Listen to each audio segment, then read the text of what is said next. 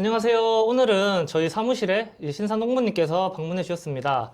작년에 제가 따라다니면서 다양한 이야기와 영상들도 많이 업로드 했는데요. 겨울철 비시즌 중에 이제 전문 방제사이신 신사농부님과 함께 올해 계획에 대해서 그리고 방지업을 준비하시려고 하시는 분들에게 도움될 수 있는 정보도 같이 이야기를 나눠보도록 하겠습니다. 네, 안녕하세요. 네, 안녕하세요. 네. 경산도 춥네요. 그렇죠. 추울 때 찾아와가지고. 그럼 지금 2월인데 이제 뭐 겨울에 어떻게 지내셨어요? 아무래도 이제 드론 하시는 분들이 그 수도작에만 국한되신 분들은 일이 없고요. 네네. 그리고 저 같은 경우는 좀 드론을 활용할 수 있는 게 방역 쪽이 좀 활용이 가능해요. 방역이요? 네, 그래서 AI나 ASF 같은 그 조류독감이나 아니면 돼지 콜레라 같은 거를 방역을 하는 게 사업이 좀 있어가지고 올해는 그런 일도 좀 같이 했고, 반대로 작년에 했던 그 염화칼슘 살포하는 거를 네네네. 올해는 못했어요.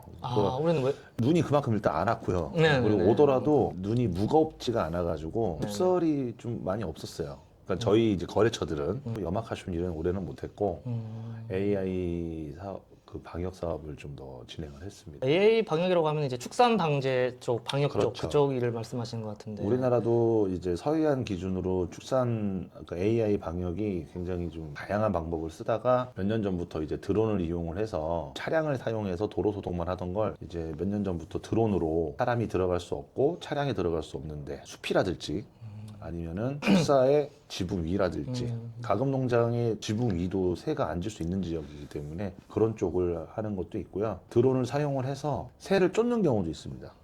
오히려 어떤 방식이냐면 드론이 들어가는 지역들은 어디냐면 늪지대 같이 네네. 사람이 들어가서 이제 새를 쫓는다든지 하는 행위를 하기 어렵고, 그리고 레이저 포인트를 많이 써서 사용을 하더라고요. 네. 근데 레이저 포인트도 그 숲 안에 들어가 있으면 갈대 같은데 뭐 그런 데 들어가 있으면 새가 있는지 없는지도 모르잖아요. 네네네. 그런 데를 드론이 한번 확 훑어주는 거예요. 아, 그럼 하향풍도 나오고 바람과 소리 그걸 이용을 해서 새를 쫓거나, 거기다가 좀 플러스가 된다고 하면은 AI 방역 소독약을 같이 뿌려주는 경우도 있다고 하더라고요. 그런 일도 있고 해서 방역 쪽으로는 겨울에도 일이 좀 계속 있는 편입니다. 네, 저도 뭐 며칠 전에 경북 김천이죠. 그쪽에 이제 축산업을 하시는 분한테 연락을 받은 적이 있었었는데, 이제 축산 쪽에서도 본인도 이제 드론 방제를 직접 하려고 하시는 분들도 한번 연락 주긴 주시더라고요. 올해는 그러면 축산 쪽에 그럼 일을 진행을 하신 건가요? AI 방역 쪽으로는? 네. 방역 쪽으로 진행을 했고, 시에서 나오는 예산이 있었기 때문에 진행을 할 수가 있었고요. 방역이라는 거는 말 그대로 후속 조치가 아니잖아요. 사전 조치잖아요. 네, 네. 그래서 이거는 꾸준히 해야 되는 일이고, 또 그 일이 했냐 안 했냐에 따라서 뭐 결과치가 다르다고 저는 생각을 하거든요. 그래서 내년에도 아마 꾸준히 이쪽 관련된 일을 할 거는 같고, 그리고 이 사업 분야도 굉장히 좀 커질 거라고 저는 생각을 하고 있습니다. 쪽 일을 준비하시려고 하시면 또 같이 해야 될 그런 것들이 또 있을 거 아니에요. 드론만 가지고 있는다고 다 일을 할 수가 없는 거고, 사실 기술이나 실력이나 이런 것들이 많이 좀 받쳐줘야 될 것 같은 생각이 들거든요. 제일 힘들었던 거는 배터리 관리. 이제 겨울이니까. 예, 겨울이다 보니까 배터리를 관리를 잘 못하면 비행 시간이 현저히 줄기 때문에 배터리 관리를 잘 해주셔야 되고요. 두 번째로는 아무래도 액상을 뿌리다 보니까 약이 얼어요. 그래서 그거를 얼지 않게, 모터가 됐던 약재가 됐던 하여튼 얼지 않게 관리하는 방법들에 대한 노하우가 있지 않으면 작업이 굉장히 오래 걸립니다. 마지막으로 바람이 또 유독 많이 불어요. 그게 겨울철이라서 그런 거라고 생각할 수도 있는데, 일단 뿌리는 지역 자체가 고도가 높습니다. 건물 위로 올라가야 되기 때문에 그런 일이 있을 때는 당연히 바람이 더 많이 불 거고요. 그러니까 제가 뿌리는 위치에서 맞는 바람과 드론이 건물 위로 올라가서 맞는 바람의 크기가 완전 달라요. 맞아요. 드론이라는 게 공중에서 고도에 따라서 바람이 다 다르기 때문에, 저도 이제 겨울 시즌 되면 배터리 관리 요령이라든지 이런 부분들을 많이 강조를 하고 있는데, 역시 겨울에는 드론은 정말 이제 배터리 수명 이런 그렇죠. 관리가 정말 매우 중요할 것 같습니다. 그러니까 배터리를 관리를 수도작을 하시는 분들이 됐던 뭐 밭 작업을 하시던, 날씨 좋을 때 여름에 더울 때 배터리 관리하시고 나서 일이 끝나면 무방비 상태로 그냥 치는 분들이 많은데, 맞아요. 그렇게 관리하셨던 분들이 이렇게 겨울철에 일이 있어가지고 딱 투입되면은 배터리가 성능을 발휘를 못하죠. 배터리 관리는 청결도 중요하고 관리를 잘 하셔야지, 안 그러면은 남들은 3년, 4년도 쓰는데 어떤 분들은 1년도 못 쓰고 버리시는 분들도 많아요. 네. 한두 푼도 아닌데 배터리 관리를 왜 그렇게 하시는지는 좀 모르겠어요. 겨울철에도 어차피 뭐 내년에 되면은 쓰면 되니까 그냥 괜찮겠지라고 안일하게 생각하시는 분들이 많은데 겨울철 배터리 관리는 정말 중요한 겁니다. 네, 맞습니다. 저도 올해 드론 날리셨던 우리 고객님들 배터리를 이제 또 서비스 차 제가 점검을 해드린다고 제가 이제 관리하고 있는 지역에 이렇게 순회를 돈 적이 있었는데요. 제가 몇 번이나 이렇게 이제 창고에 보관하면 안 된다 말씀을 드렸는데 막상 가서 보면 네, 창고에 보관하고 계시더라고요. 그래서 그런 부분들을 저도 계속 강조하는데 역시 그 현업에 계시는 신상님께서도 네, 배터리 관리의 중요성 다시 한번 강조를 해주시는 거 보니까 그 부분이 이제 매우 중요한 요소인 것 같습니다. 이제 곧 3월이 다 돼 가는데 올해는 그러면은 이제 계획이나 이런 부분들이 있으실까요? 계획은 많은데 이제 이게 제 마음처럼 따라줄지는 모르겠는데 일단 수도작은 기본적으로 매년 저희 팀이 저희 조합이 하던 일은 계속 유지는 되는 거고 거기서 일이 더 들어와서 더 많은 지역을 커버하게 되는 일은 당연한 거고요. 추가적으로 비수기라는 표현을 쓰셨는데 드론이 3월 달까지도 사실은 비수기거든요. 네네. 공동 방제를 하는 시즌이 가기 전까지는 사실상 일이 많지는 않아요.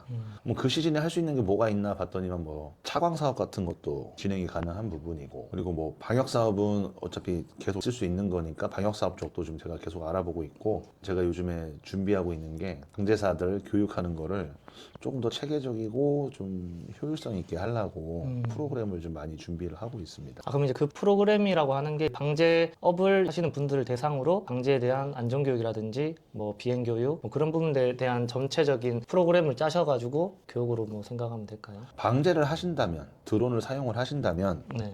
필요한 안전교육 같은 거를 저는 주로 생각을 하고 있고요. 제가 봤을 땐 그래요. 드론도 농기계이기 때문에 농기계를 사용을 하시면서 제일 첫째는 안전이고 둘째는 이 비용을 들여서 구매한 드론을 가지고 제대로 된 방제를 할 수 있는지 터득을 하셔야 돼요. 안전하고 효율적으로 하실 수 있는 방법 그걸 알려드려야 되는 거고 사고 나는 사례들을 제가 가끔 보면은 드론에 대해서 맹신하시는 분들이 좀 있는 것 같아요. 드론은 사고가 절대 나지 않는다. 뭐 이런 네, 생각. 뭐 사고가 나면은 드론 조종자의 잘못이 아니라 단순히 그냥 드론의 문제로 생각을 하시는 분들이 계시는데 기계잖아요. 네네. 비행하기 전에 어느 정도는 체크하실 항목들이 있어요. 기본적인 것들은 체크를 하시고 시동이 걸렸다고 그냥 이륙하시는 게 아니고요. 체크하실 건 체크하시고 안전하게 비행할 수 있는 거를 터득을 하시고 습관화가 되셔야 되는데 그냥 시동 걸렸고 뭐 GPS 잡혔고 그러면 이륙을 하면 이륙이 되면 바로 그냥 그건 아무 문제 없다고 생각하시는 분들이 계세요. 근데 그렇지가 않아요. 실질적으로 방제사분들이 됐던 아니면은 자가농을 하시는 분들이 직접 드론을 사용해서 방제를 하시던 사고 나는 게 그냥 아니란 생각으로 그냥 오늘을 내일로 미루다 보면은 생기는 일들이거든요. 그리고 매번 하던 거를 꼭 사고 날 때 보면은 그냥 아이 오늘은 괜찮겠지 이 정도면 괜찮겠지 그러다 사고 나시더라고요. 네네. 그런 거를 조금 더 감각심을 일깨우기 위해서 하는 교육이라고 생각하시면 될 것 같습니다. 정말 좋은 취지인 것 같은데 저도 드론을 판매하고 수리하고 하는 입장이지만 저도 이제 시연을 많이 다니다 보면 항상 이제 새로운 데서 첫 비행을 해야 되는 경우가 되게 많잖아요. 그러다 보면은 항상 첫 비행은 새로운 위치에서 항상 긴장이 되기 때문에 저도 몇 번이나 미리 이제 확인을 할 거, 뭐 암대 고정이라든지 이런 부분들을 저도 이제 습관화가 이제 되어 있어서 그런 식으로 해서 최대한 안전하게 이륙을 해서 사용할 수 있게 그렇게 저도 진행을 하고 있는데 이제 그런 부분이 뒷받침되지 않으면 드론 자체가 이제 정말 잘못 사용을 하면 정말 위험한 수도 있기 때문에 저도 이제 안전이나 이런 부분들은 항상 강조를 많이 하고 있습니다. 그리고 하나 더 추가적으로 말씀드리고 싶은 게 드론을 비행을 하면서 농약을 최대한 제가 노출이 되지 않는 방제 패턴 교육 같은 경우도 같이 들어 있습니다. 그럼 이제 방금 뭐 교육 얘기를 하셨는데 그러면 교육을 좀 원하시는 분들은 뭐 신상님께 뭐 이렇게 연락을 한번 드려도 되는 건가요? 경기도에 지금 많이 교육을 진행을 하고 있어요. 네네. 아무래도 그쪽에서 많은 요청을 하셨고 저희가 있는 지역에서 제일 가깝다 보니까 많이 교육을 했고요.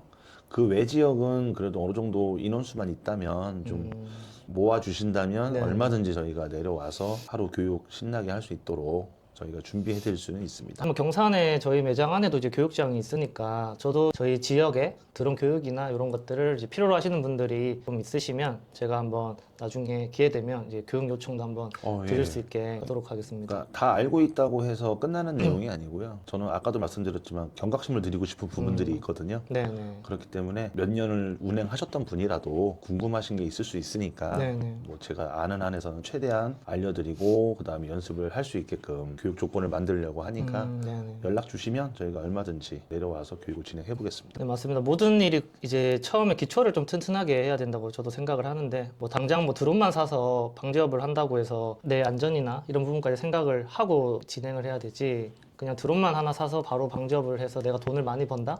뭐 그런 부분은 저는 조금 공감하기가 저도 좀 힘든 부분이고 미리 최대한 이제 안전이나 기본적인 교육을 다 마친 후에 실전으로 들어가시는 거를 저도 좀 추천을 좀 드리고요. 만약에 내가 이제 방지업을 이제 준비를 하려고 하면 준비를 해야 될 게 또 따로 있을까요?